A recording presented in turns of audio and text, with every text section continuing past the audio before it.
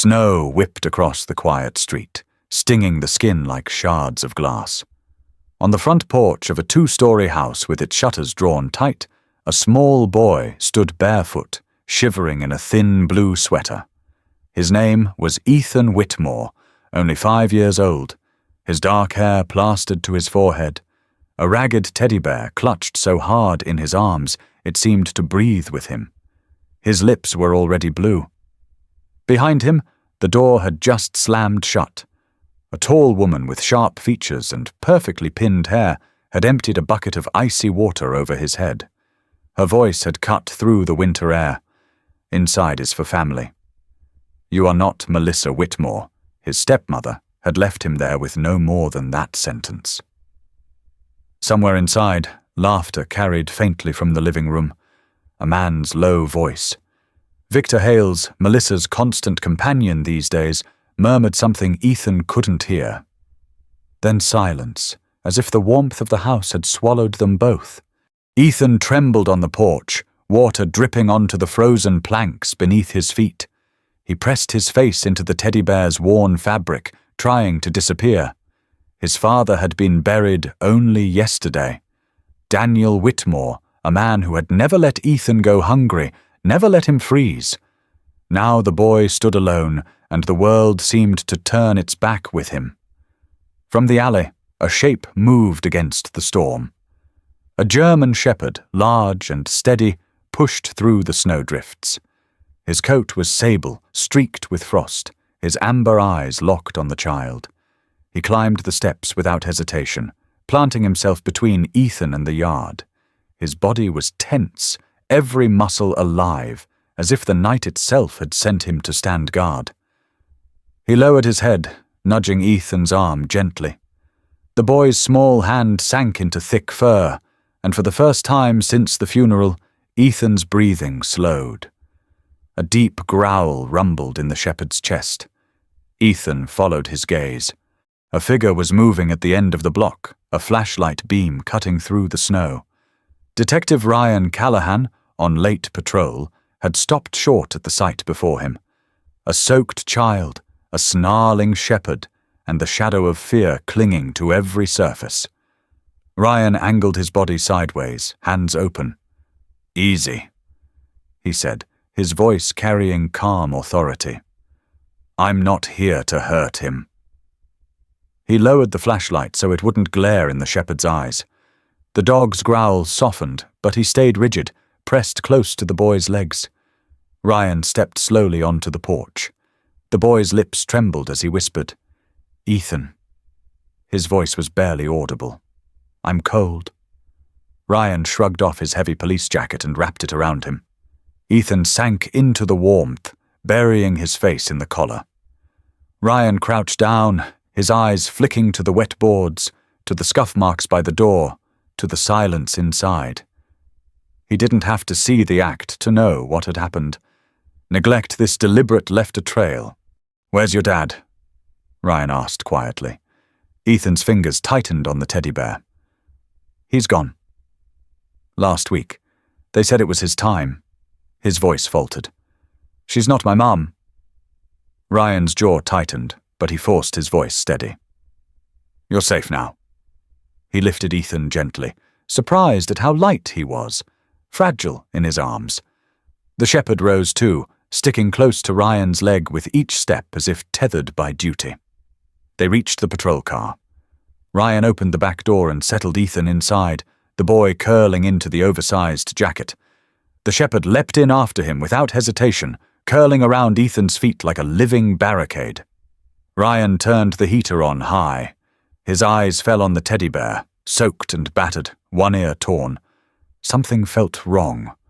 Years of instinct pressed at him. He took the toy gently. "Ethan, may I look at your bear?" The boy hesitated, then nodded, wide eyes fixed on Ryan's hands. With a careful touch, Ryan pressed along the seams. One corner felt stiff. He drew his pocket knife, slid the edge into the frayed fabric, and pried it open. Inside was not stuffing. He pulled out a small silver key, stamped with a logo he recognized. Cascade Trust, a local bank. The numbers etched into it marked a safe deposit box. Ryan's pulse quickened. He slipped the key into an evidence pouch, then returned the bear at once. Ethan clutched it to his chest, relief plain in his face. The shepherd lifted his head, eyes sharp on Ryan, as if the dog too understood something hidden had just been unearthed. Snow fell harder against the windshield, muffling the street in white. Ryan looked at the boy, at the dog, and then at the silent house behind them. In his gut, certainty formed. This wasn't just neglect. This was a thread of something darker waiting to unravel. He whispered, almost to himself, "We'll find out what this opens." The shepherd's ears twitched, his gaze steady, amber eyes glowing like embers in the storm. Ethan tucked himself against his side. And in that frozen night, the three of them, detective, boy, and dog, began a story that would pull secrets from the grave. The storm had slowed by morning, but Portland still wore the pale mask of winter. Snow crusted the sidewalks, trees bent under white weight, and the air held the quiet after a night that had broken something open. Inside the precinct, Ethan sat wrapped in a wool blanket, the oversized police jacket still around his shoulders. The German shepherd pressed tight against his legs, body curled in the shape of a shield. Every time a stranger walked past the open door, the dog's ears snapped forward, his amber eyes alive. He wasn't just keeping the boy company, he was guarding him. Detective Ryan Callahan leaned against the wall outside, coffee cooling in his hand. He wasn't drinking it. His eyes kept flicking through the small window into the room. The boy had hardly spoken since the night before, but his silence was its own testimony. Ryan knew trauma when he saw it. And yet, there was something more. That key. That damn key. He replayed Ethan's words. "My dad's gone." They said it was his time no child should speak that way, as if grief had been fed to him second-hand. Ryan remembered the obituary that had run just a few days earlier. Daniel Whitmore, 51 years old, owner of a mid-sized construction firm with projects across Oregon. Heart failure, the paper said. Natural causes? The man's death had barely made a ripple in the news. But to Ryan, the obituary read like a cover story written too neatly. He had known Daniel, not well, but enough. The man had a reputation around the city as old-fashioned, paid his workers on time, bid fair on contracts, the kind of man you didn't expect to collapse in his kitchen a week before signing the biggest deal of his life. And now his young son had been locked out in the snow by a stepmother who stood to inherit everything. Melissa Whitmore, 36. Socialite, sharp dresser, the kind of woman who knew how to smile at the right people in the right rooms, too polished to be questioned, too cold to feel real warmth. Ryan had seen her at Daniel's funeral the day before, draped in black silk, eyes dry, her hand resting on the arm of Victor Hale, Daniel's supposed business consultant. The whispers had already started before the casket was lowered. Victor Hale, 40, broad-shouldered, a man who carried arrogance like a badge. His relationship with Melissa had been a rumor when Daniel was alive. Now, standing openly beside her, he looked like he had already moved into the role of heir. The company, the house, the money, all his for the taking. Ryan's grip tightened around the coffee cup. He'd seen this before.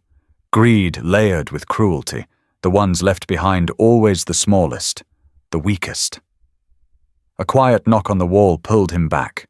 Sergeant Claire Donnelly, his partner on paper, though she had been covering a different unit that week, leaned in.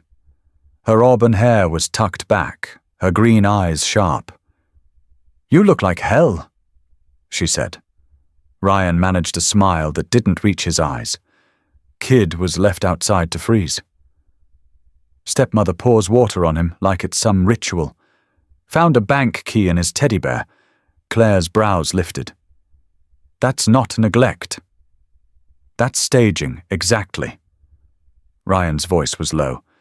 Feels like someone wanted this buried, and Daniel knew it. Hid the key in the one place he thought they wouldn't look. Claire's gaze shifted to the shepherd inside the room.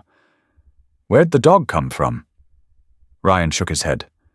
Don't know. He showed up out of the storm. Acts like he's known the boy his whole life. Not chipped, not collared. But look at him. That's not a stray they watched through the glass. Ethan had slipped onto the floor, small fingers twined in the shepherd's thick fur. The dog leaned into him, a low rumble in his chest when footsteps echoed in the hall. Then, as if reassured, he lowered his head again. Ryan knew the signs. That dog had been trained. Military or police, maybe both. And yet there was a limp in his left hind leg. Slight, but there. Scar tissue across the ear. A survivor, retired or discarded, carrying his own history of battles. Shadow. Ryan thought suddenly. The name fit. He rubbed a hand across his jaw, remembering another night, years earlier. A different child, a girl of 7, had been caught in the middle of a domestic call gone wrong. Ryan had arrived minutes too late. He could still hear the father's scream, the smell of smoke in the apartment, the awful silence that followed. That case had cut something out of him, left a scar that never healed. It was why he hated nights like this. Why seeing Ethan's small body curled against that shepherd pulled a weight through his chest. Inside, Ethan whispered something to the dog. Ryan couldn't hear the words, but the shepherd's tail thumped once, soft against the tile. The boy's shoulders relaxed a fraction. Ryan swallowed hard. He had spent years chasing criminals through alleys, years testifying in courtrooms, but this moment, the quiet bond between boy and dog felt heavier than all of it. He turned away before the memory of that lost girl could swallow him whole again. In another part of the city, Melissa Whitmore poured herself a glass of red wine at the marble counter of her kitchen. Victor Hale leaned against the doorway, a smirk playing at the corner of his mouth. He was supposed to be at the shelter by now. Victor muttered. Melissa sipped her wine, her expression smooth. He won't last long with them. He's weak. Just like his father at the end, Victor's smile faded for a second. You sure no one saw? Melissa's gaze hardened. What difference would it make? A cop finds a stray kid in the snow. They'll write it off as neglect. Nobody's going to dig deeper. Not if we move fast, but she didn't know a dog had already dug something up. A key, hidden in innocence, ready to crack their perfect facade wide open. Back at the precinct, Ryan's phone buzzed with a message from records. Cause of death for Daniel Whitmore, acute heart failure. But one line caught his attention. Toxicology inconclusive. Samples missing. He stared at the screen, jaw tightening. Missing samples didn't happen by accident. Somebody had already buried the evidence. He looked again at the boy and the shepherd. Ethan's head rested against the dog's flank, eyes drifting shut at last. Shadow's gaze lifted to Ryan through the glass, steady, unblinking. Ryan felt the message clear as words. Protect him. Find the truth. The storm outside was only just beginning. The precinct smelled faintly of bleach and burnt coffee, a place where the hum of fluorescent lights never quite died. Detective Ryan Callahan guided Ethan through the hallway, the boy still wrapped in his oversized jacket, the German shepherd glued to his side. Every officer who passed slowed at the sight-small child, soaked teddy bear, and a dog that moved like a shadow. They settled in an interview room. The walls were pale grey, the table bolted to the floor. Ethan sat hunched in the chair, Shadow pressing against his knees. The dog's eyes scanned every corner, ears twitching, breath low and steady. Ryan closed the door gently and sat across from them. "Ethan," he said softly, "I need to ask you something. Only if you feel ready." The boy's gaze flicked to the bear in his arms. His voice was so quiet Ryan had to lean closer. Dad said, He said she put something in his drink. His throat worked as he swallowed. He was yelling. He said, "She's poisoning me." Ryan's heart thudded. He didn't let it show. Did he say who? Ethan nodded, almost imperceptibly. Melissa. The name barely left his lips before his face buried into the bear's matted fur. Shadow rose, leaning his head into Ethan's shoulder as if to absorb the weight of those words. Ryan's jaw tightened. This wasn't neglect anymore. This was murder whispered from the mouth of a child. He stepped out into the hall, where Sergeant Claire Donnelly was waiting with a file in hand. "Kid say anything?" she asked. Ryan lowered his voice. "He says Melissa poisoned Daniel." In his drink, Claire's eyes sharpened. "That's enough to open a file." "But you know how it goes. A child's testimony isn't solid ground, not without something more." Ryan lifted the evidence pouch with the silver key. "Maybe this is more." She frowned. "Safe deposit box?" He nodded. Cascade Trust. Whoever hid this inside a toy wanted it found by someone who cared enough to look. Not Melissa. Not Victor. Claire flipped open the file in her hand. Toxicology reports on Daniel Whitmore came back inconclusive. Missing samples. Somebody cleaned house. Ryan swore under his breath. "They're covering tracks faster than we can move." Back inside the room, Ethan had dozed against Shadow's flank. The dog's body curved protectively around him. The sight punched Ryan in the chest. For a moment, the years fell away, and he was back in that smoky apartment with a girl he hadn't saved. He forced the memory down. This time would be different. An hour later, Assistant District Attorney Laura Kim arrived, heels clicking on tile, her dark hair pulled into a tight bun. She shook snow off her coat as she stepped into the office Ryan had claimed. "You pulled me in at midnight for what, Callahan?" "This better be more than a custody dispute." Ryan dropped the key on the desk. Daniel Whitmore hid this in his son's teddy bear. Ethan says his father accused Melissa of poisoning him before he died. And now, Daniel's company is sliding straight into Victor Hale's hands. Laura studied the key, her lawyer's mind already running. If there are documents or recordings in that box, it could be a case. But politics. She trailed off, her gaze flicking up to Ryan. Melissa has friends. Victor even more. If this goes bad, it could cost careers. Ryan's voice hardened. Careers aren't what's at stake here. A 5-year-old boy is... For a moment, silence filled the room, broken only by the low rumble of Shadow pacing near the door. Laura finally exhaled. "All right, but you need to move fast before the bank gets a quiet order to seal or misplace that box." Ryan nodded, determination solidifying.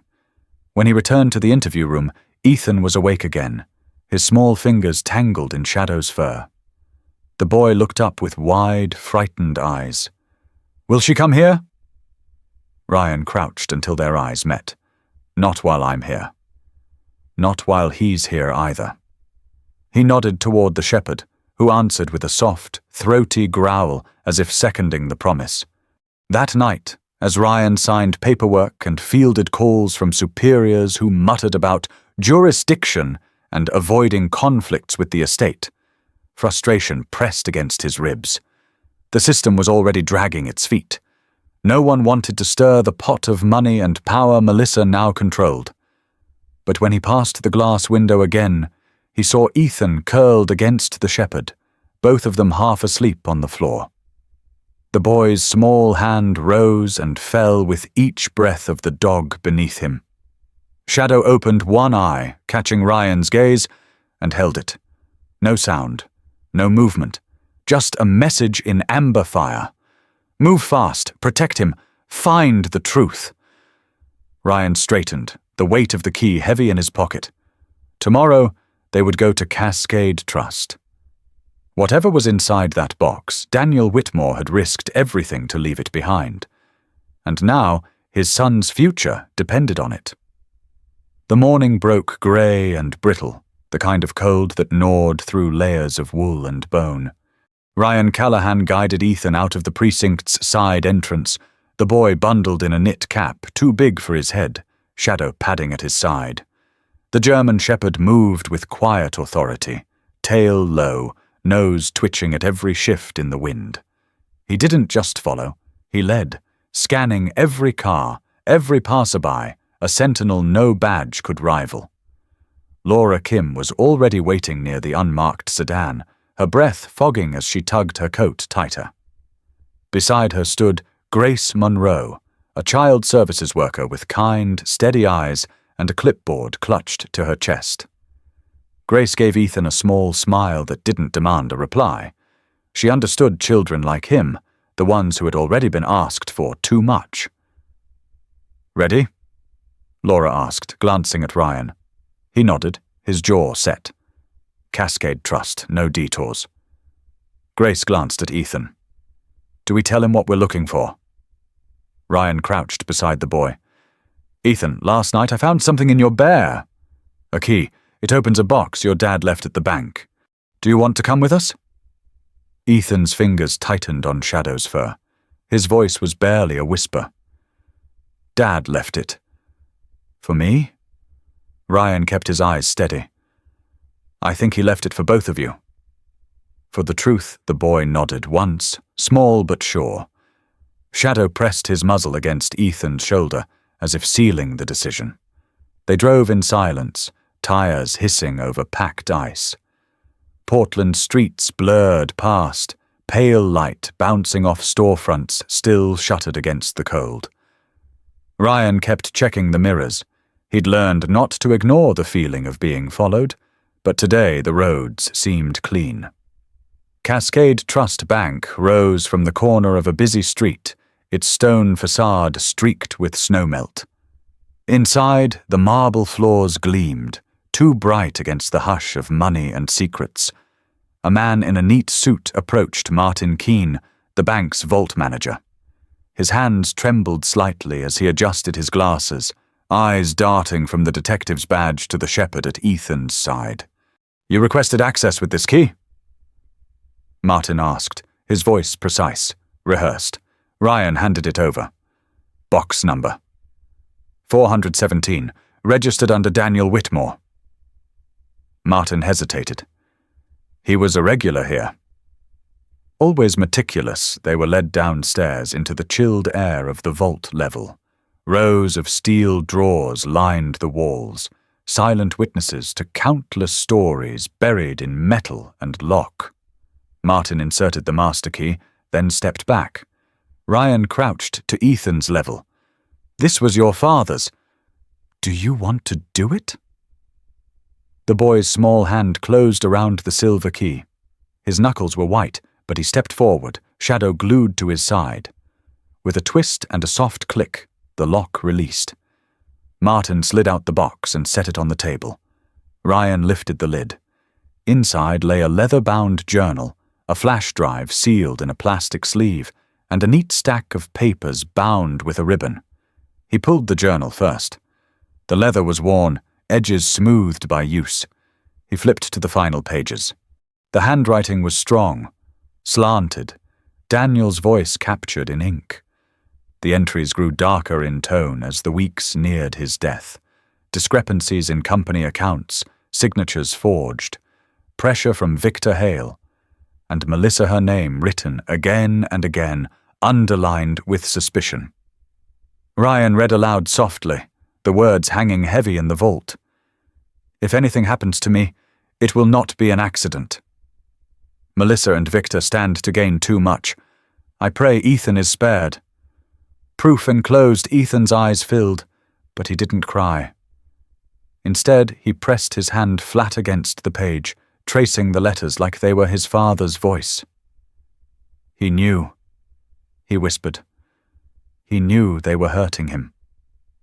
Laura pulled the flash drive from its sleeve, her lawyer's instincts sharpening.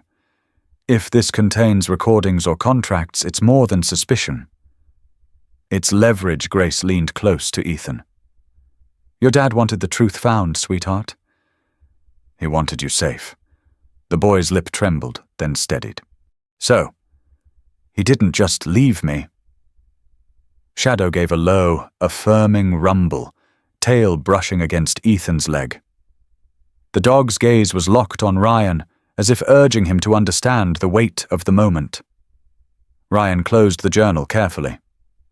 No, Ethan. Your dad fought for you until the very end.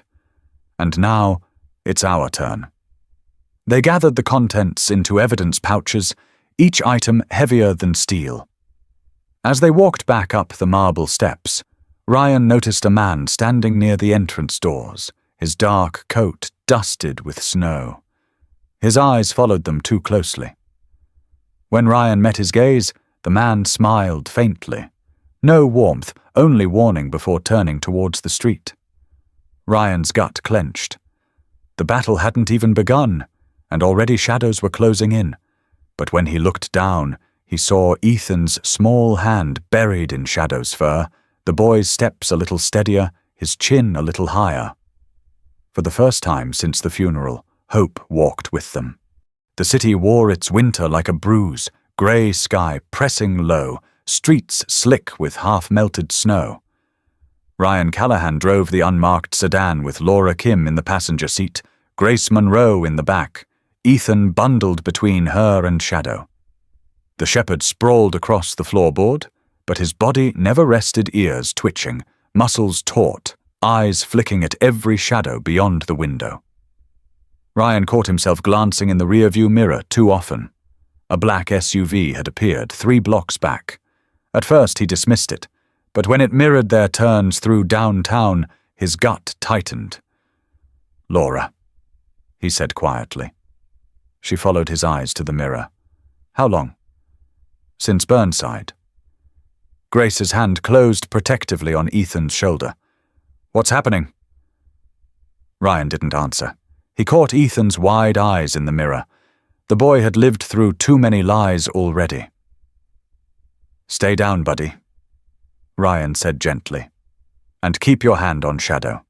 The dog had already lifted his head, lips pulling back in a silent snarl. His gaze locked on the back glass, every hair on his spine bristling. A low growl vibrated through the car. The SUV surged closer, headlights glaring in the mirror. Ryan's pulse kicked. He yanked the wheel, cutting hard into a side street. Tires skidded on packed snow. The SUV followed, too quick to be chance. Hold on, Ryan shouted. The sedan barreled down the narrow lane, snow spraying from the tires. The SUV's engine roared behind them, closing the gap. Shadow erupted in savage barks, the sound reverberating through steel and glass. Ethan clutched the dog's collar, his small body pressed against Grace. Ryan took another sharp turn, this time into a stretch of industrial warehouses. The streets here were half deserted, snow piled high along the curbs. For a breath, silence except the hum of the heater and the pounding of blood in Ryan's ears. Then headlights cut in again, blinding. The SUV pulled alongside, trying to ram them toward the curb. Ryan gritted his teeth and floored the gas, tires screaming. The sedan fishtailed, but held. Ryan! Laura's voice snapped sharp. We can't outrun them on ice. Shadow barked again, sudden and fierce. Ryan followed the dog's line of sight, a narrow alley ahead, half blocked by drifts. He cut the wheel, trusting instinct and the shepherd's warning. The sedan skidded into the alley, snow exploding around them. The SUV tried to follow, but clipped the mound, fishtailed, and stalled long enough for Ryan to punch through the opposite end. They burst onto a busier street, swallowed by traffic. Ryan killed the lights, merged between cars, and let the flow swallow them. In the back seat, Ethan buried his face in Shadow's fur. The dog licked his ear once, soft and steady, a reminder that he wasn't alone. They drove in tense silence until Ryan pulled into the precinct lot. The SUV hadn't reappeared. Still, the chill lingered under his skin. Inside, the warmth of the station did nothing to settle the unease. Officers moved through the hall with the hum of routine, but Ryan's eyes picked one man immediately. Cole Barrett, late 30s, stocky frame, sandy hair falling into his eyes. He leaned too casually against the desk, flipping through paperwork he had no business handling. Barrett looked up, his grin too loose, too practiced. "Heard you've got yourself a babysitting job, Callahan." His gaze slid to Ethan, then to the shepherd at his side. Shadow stiffened instantly, ears pricked, a warning growl spilling out. Ryan stepped between them. "You got something to say, Cole?" Barrett smirked. "Just funny how word gets around. People are whispering about a key, papers. Sounds like Whitmore left a mess behind. Careful you don't drown in it." Laura's eyes narrowed.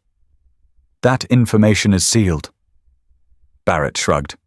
"Guess seals don't hold well in this building." He sauntered off, but Ryan caught the flicker in his eyes, desperation masked as arrogance. He'd seen it before in men with debts they couldn't pay. Later, Ryan found Claire in the break room. He kept his voice low. "Cole knows too much. This isn't a leak. This is a mole." Claire's face hardened. He's in deep. Gambling debts, maybe worse. He'd sell his own badge if the price was right. Ryan rubbed at the tension in his jaw. "Then Melissa and Victor already know we have the box. They'll come harder." Through the glass, he saw Ethan curled in a chair, Shadow sitting upright beside him. The dog's head was high, gaze locked on the door, a sentinel in sable fur. Ethan's hand rested in his ruff, steady now, not trembling. Ryan felt the certainty settle like stone. They were no longer just fighting for evidence. They were fighting a network with roots inside their own walls, and the first crack in that wall had just bared its teeth. The storm outside had broken, but the city's noise now carried a sharper edge. Headlines blared across local news. "Detective under fire for harboring child." Ryan Callahan watched the screen in the precinct's break room as a polished anchor read from a script crafted to wound. Melissa Whitmore's tearful statement rolled, her voice breaking perfectly on cue. "He took Ethan from me the night after Daniel's funeral. My husband would never have wanted this. Please, I only want my stepson safe." Victor Hale stood at her side, his arm protective around her, his jaw set in the mask of righteous outrage. Reporters ate it up. The story framed Ryan not as a protector, but as a rogue cop kidnapping a grieving widow's child. Ryan shut the television off with a jab of his finger. "They're playing the public," he muttered. Claire Donnelly, leaning against the counter with her coffee, nodded grimly. "And it's working. Calls are coming in from City Hall. They want you benched." Ryan rubbed the back of his neck, frustration pulsing. "They're not just running interference, they're painting targets on us." In the next room, Ethan sat at a table coloring in a cheap book Grace Monroe had brought, Shadow lying at his feet, watchful. The boy looked calmer, but Ryan saw the tension still twitch in his shoulders. By late afternoon, Grace suggested fresh air. "He can't stay locked in fluorescent rooms forever," she said. "A short walk might help." Ryan agreed, though unease gnawed at him. They drove to a city park, snow still crusting the ground, families scattered along the paths. Ethan's breath puffed in small clouds as he clutched Shadow's leash, the dog leading with measured steps. For the first time in days, Ethan laughed, soft, quick when Shadow bounded after a tossed stick, snow spraying in arcs. Ryan felt the sound strike deep, fragile but real. Then Shadow froze mid-stride. His ears pricked, tail stiff, hackles rising like a wave. He growled low, a sound that vibrated through the leash. Ryan's instincts flared. Two men were approaching from opposite ends of the path, one tall and gaunt, hands buried too deep in his coat. The other younger, stockier, eyes darting. Their movements were wrong, too deliberate, too focused on Ethan. Ryan stepped forward. "Stay close," he warned, but it happened fast. The stocky one lunged. Ethan gasped, stumbling back, the leash slipping from his mitten. Before the man's hand could close around the boy, Shadow launched. The shepherd's body slammed into him, teeth flashing. The man cried out as Shadow ripped into his sleeve, forcing him against a tree. Snow shook loose from the branches, raining down. The gaunt man rushed, but Ryan was already there, sidearm drawn. "Police! Step back!" His voice carried like thunder. The man hesitated, eyes darting between Ryan's weapon and Shadow's fury. The shepherd snarled inches from the stocky man's throat, unrelenting. Ethan pressed against Grace, eyes wide but dry, clutching the air where Shadow had been a second ago. The taller man broke first, spinning and bolting down the icy path. The stocky one twisted free, leaving scraps of fabric clinging to Shadow's teeth, and ran after him. Within seconds they were gone, swallowed by the park's trees. The world exhaled. Parents scooped up children, whispers buzzing. Ryan holstered his weapon and dropped to Ethan's side. "You're safe," he said firmly. He glanced at Shadow, whose chest heaved as he returned to Ethan, licking the boy's hand once, reassurance in a language older than words. Ethan buried his face in the shepherd's neck. His voice was muffled but steady. "He saved me." Ryan swallowed the lump in his throat. "He always will." Back at the precinct, the air felt heavier. Ryan typed up the report, but his mind circled. The attack had been too bold, too public. Someone had tipped them off. Later that night, Claire slid into his office, her face tense. "You're not paranoid, Ryan." There's chatter. Barrett's name keeps coming up, Ryan's jaw clenched. Officer Cole Barrett, always hanging too close to sensitive files, always smug with knowledge he shouldn't have. Ryan remembered the way he'd smirked days ago, dropping hints about the key. "He's leaking to them," Ryan said flatly. Claire's silence was confirmation enough. Ryan looked through the glass into the temporary care room. Ethan slept curled beneath a blanket, Shadow sprawled across the doorway like a barricade. The shepherd's eyes flicked open, catching Ryan's gaze. They burned with the same clarity Ryan felt in his chest. Inside this building or out in the snow, the enemies weren't done. And if Cole Barrett had chosen the wrong side, the storm was only just gathering. The precinct's windows rattled under another sweep of wind, the city still frozen in a silence that felt heavier than snow. Ryan Callahan sat at his desk, reports scattered, his hands still inked with frustration. He had written and rewritten the incident report from the park, but words on paper did nothing to shake the image of Ethan nearly ripped away, or the certainty that someone inside was feeding Melissa and Victor every move. Shadow paced the narrow office floor, restless, his nails clicking against linoleum.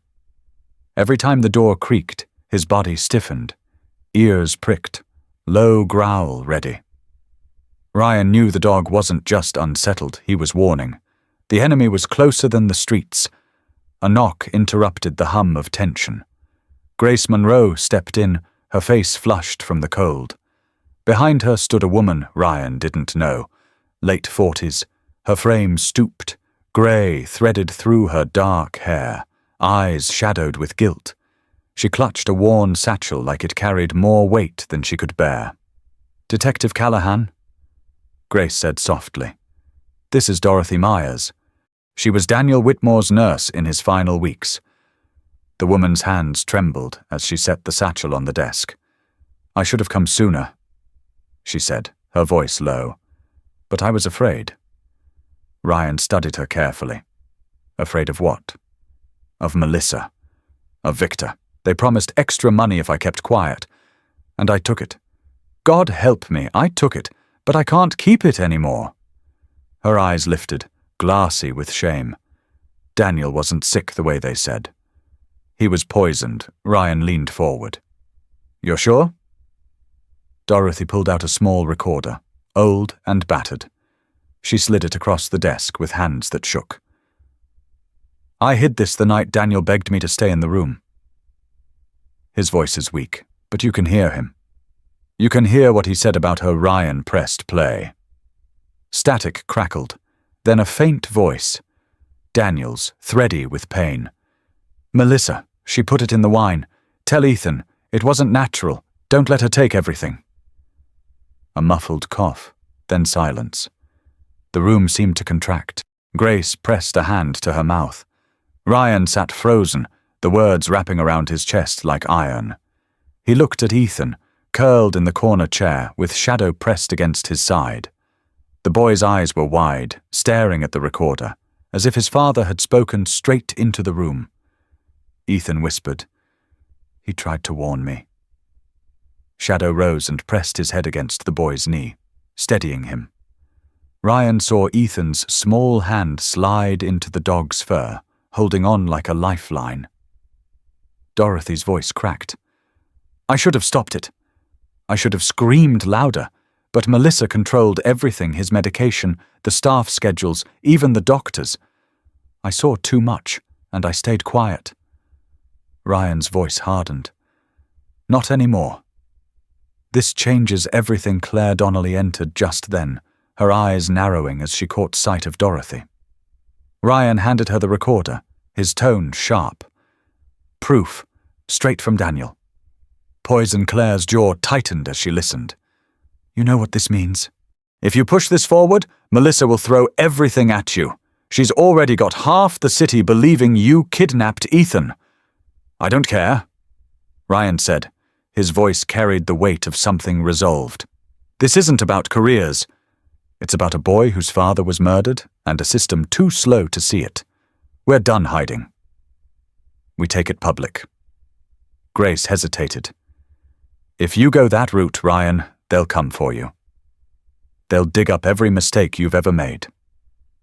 He looked at Ethan, then at Shadow, who had planted himself in front of the boy like a stone wall. Ryan felt the scar of his past, of the child he hadn't saved flare inside him. This time he wouldn't stand on the sidelines while power swallowed innocence. "I've made mistakes," he said, "but I won't make this one. We go public. We put Melissa and Victor on trial before the court of opinion, and then we drag them into a real one." Shadow let out a low bark, sharp and sure, as if punctuating the vow. Ethan's face lifted, a flicker of hope in his eyes for the first time since his father's funeral. Dorothy sagged with relief, her voice barely a whisper. Then Daniel didn't die for nothing. Ryan slipped the recorder into an evidence pouch, his hand steady now. The risk no longer mattered. What mattered was the boy in the corner, the shepherd who refused to leave him, and the truth that was no longer buried. The climb had begun, and Ryan knew there was no turning back. The courthouse loomed grey against the morning sky, its stone steps salted but still slick with ice. Reporters clustered at the entrance, cameras ready, their breath steaming in the cold. Ryan Callahan held Ethan's hand firmly as they climbed the steps, Shadow trotting at the boy's other side. The shepherd's fur was dusted with snow, his amber eyes sharp, scanning the crowd. Inside, heat wrapped the building, but the tension was colder than the storm outside. The courtroom buzzed with whispers as Melissa Whitmore took her seat at the defense table, dressed in a black suit tailored to perfection. Beside her sat Victor Hale, broad shoulders hunched, jaw clenched tight. Their attorney, Leonard Briggs, exuded a practiced confidence, his voice already smooth as he greeted the jury. On the other side, Assistant District Attorney Laura Kim laid out her files, the USB drive, and the battered recorder placed carefully among them. Ryan sat behind Ethan, his eyes fixed forward. Grace Monroe rested a reassuring hand on the boy's shoulder. Shadow lay at Ethan's feet, pressed close, a living anchor. Judge Raymond Harlow entered, his gavel striking once, silencing the room. "This court will come to order." The trial opened with routine. Bank ledgers, testimony about forged contracts, whispers of bribes. Briggs countered with polished disdain, painting Daniel Whitmore as a failing businessman whose paranoia had driven him to see enemies in his own home. For a while, the defense seemed steady. Then came the turning point. "The state calls Ethan Whitmore," Laura said. Gasps rippled through the gallery. Ryan leaned close, his voice low but steady. "You don't have to be afraid." Shadow's right here. Ethan's small hand tightened on the shepherd's ruff. Shadow lifted his head, a low growl humming from his chest as if to remind the boy he wasn't alone. Ethan nodded once, then walked to the stand, the dog pacing alongside until the judge reluctantly allowed him to sit at the boy's feet. The judge adjusted his glasses. "Young man, do you understand you must tell the truth?" "Yes, sir," Ethan whispered. Laura knelt so she was eye level with him. "Ethan, can you tell us what happened the night before your father passed?" The boy's lip trembled, but his voice carried through the hushed chamber. "I heard my dad yelling. He said His small hand pointed toward Melissa. "Put something in his drink. He said he wouldn't let her take his company. Then he coughed, and he got quiet. The next morning, he wouldn't wake up." A ripple of shock moved through the gallery. Shadow growled once, sharp and guttural, as though underlining the words. Briggs rose, his voice cutting. "Ethan, you were 5 years old. Isn't it true children mishear things? Isn't it possible your father was confused?" The boy shrank for a moment, but Shadow pressed his paw against Ethan's shoe. Ethan straightened, his eyes wet but unwavering. He wasn't confused. He was scared. "I know what I heard." The jury leaned forward. Briggs faltered, his smirk thinning. Laura rose smoothly. No further questions. Next, the recorder was played. Static filled the room, then Daniel's voice, weak but unmistakable. "Melissa, she put it in the wine. Don't let her take everything." The sound of coughing, then silence. Melissa's face went pale. Victor's fists clenched on the table. Briggs sputtered objections, but Judge Harlow's gavel cracked. "Overruled. The jury will consider it." Laura didn't stop there. She projected documents from the USB onto the screen. Financial transfers funneled through shell accounts, signatures forged, payments directed to Victor Hale's private holdings. Each page was another nail hammered into the defense. By the time Laura finished, the tide had turned. The jury's eyes no longer flicked toward Melissa with sympathy. They looked at her with calculation, with suspicion. Ryan exhaled, the tension in his chest easing for the first time in weeks. He looked at Ethan, who was being escorted back to his seat, Shadow pressed close. The boy's chin was lifted just slightly higher than before, his shoulders a little straighter. Grace whispered. "He did it." He carried his father's voice, Ryan nodded, and Shadow carried him. The court recessed for the day, the storm outside thickening once more. But inside, the balance had shifted. Truth had clawed its way into the open, carried by a child's courage, a father's last words, and a shepherd who refused to let either be silenced. The jury filed back into the courtroom, faces drawn with the weight of what they had just decided. The air was so tight with silence that even the shuffle of feet sounded loud. Judge Harlow adjusted his glasses and asked for the verdict. The foreman, a man with a broad forehead and a voice steady as a hammer, stood. On the charge of conspiracy to commit murder, guilty. On the charge of child abuse, guilty. Gasps rippled through the gallery. Melissa Whitmore's mask of poise cracked. Her mouth fell open, the color draining from her face. Victor Hale cursed under his breath, his fists clenching as if he might leap at someone, but the bailiffs stepped forward, firm hands on his shoulders. Melissa shook her head in disbelief, whispering, "This isn't possible."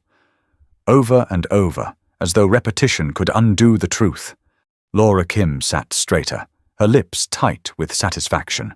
Grace Monroe let out a breath she'd been holding so long her shoulders sagged.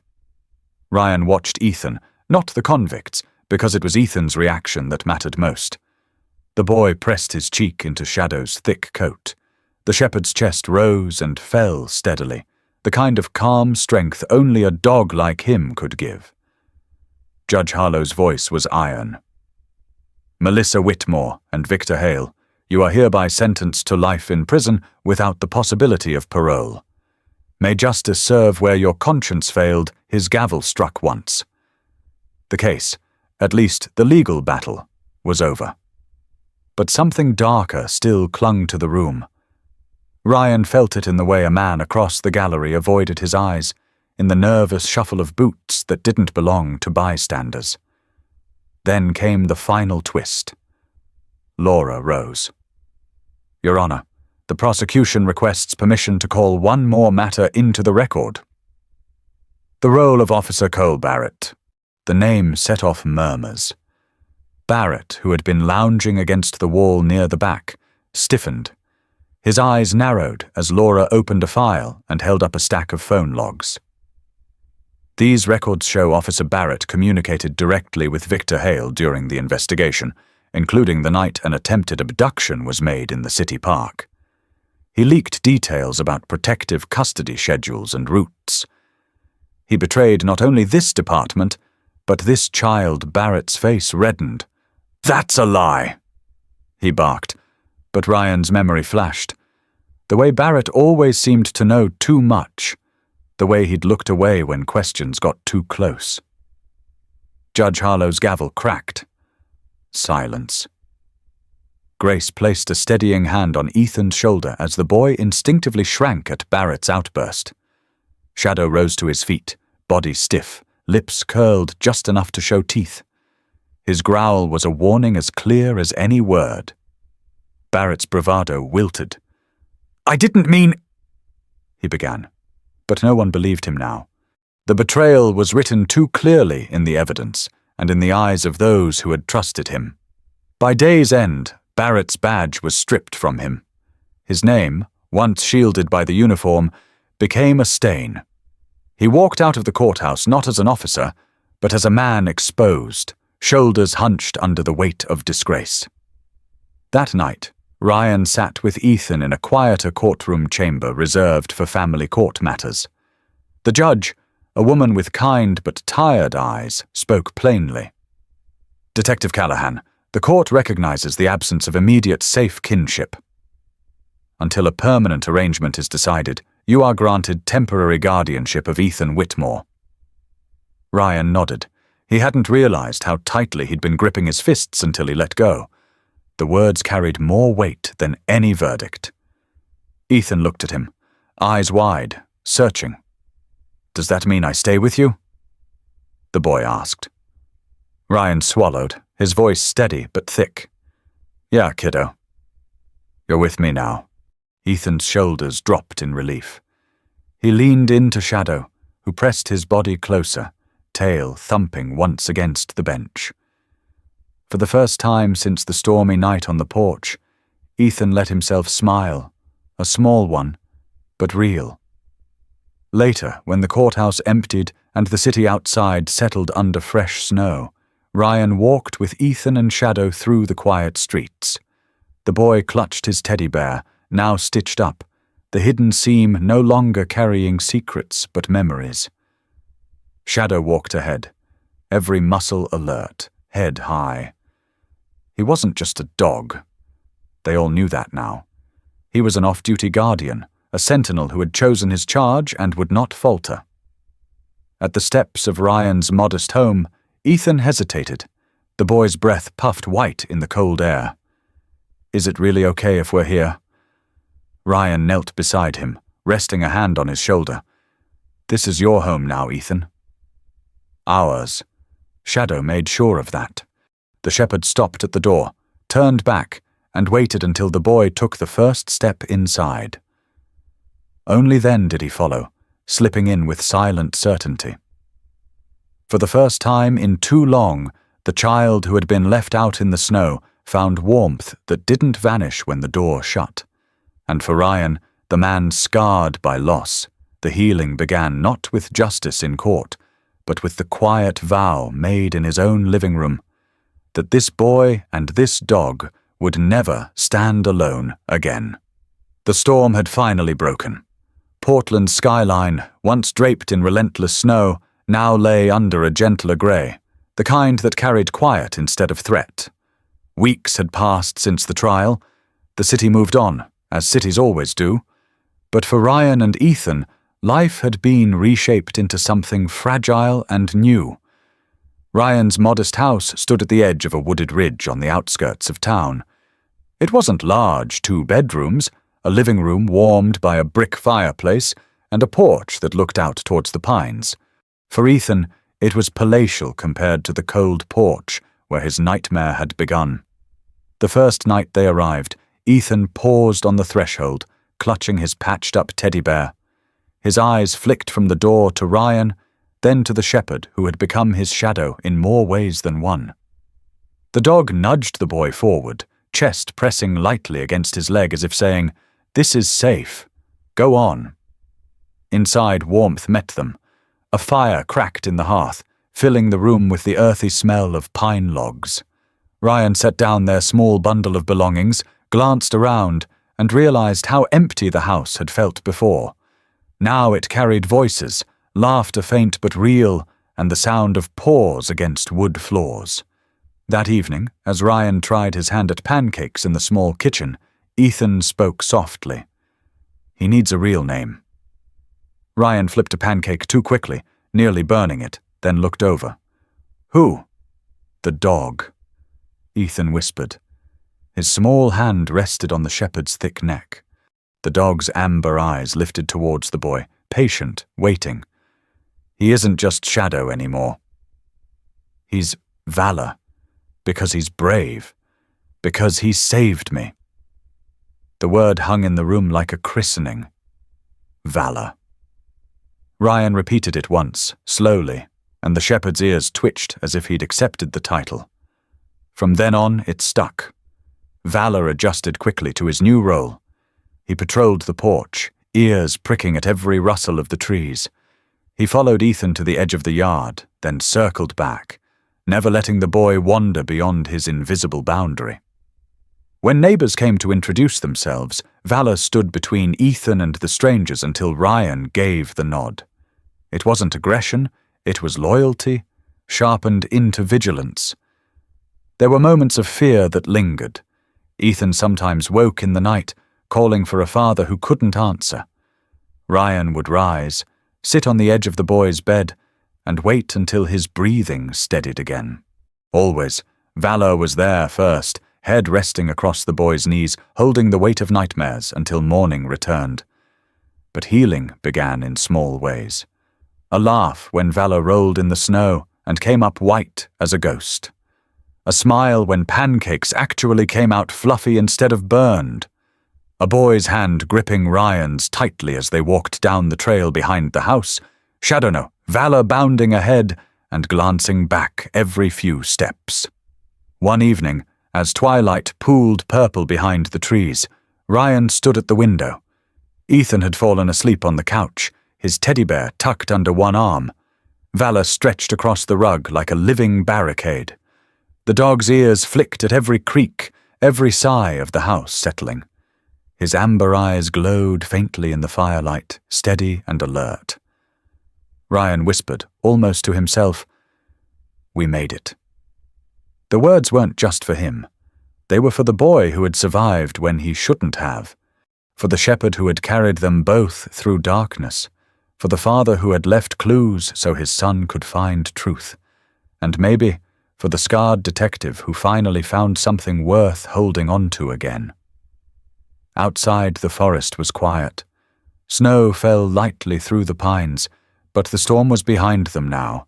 Inside, warmth and watchfulness remained.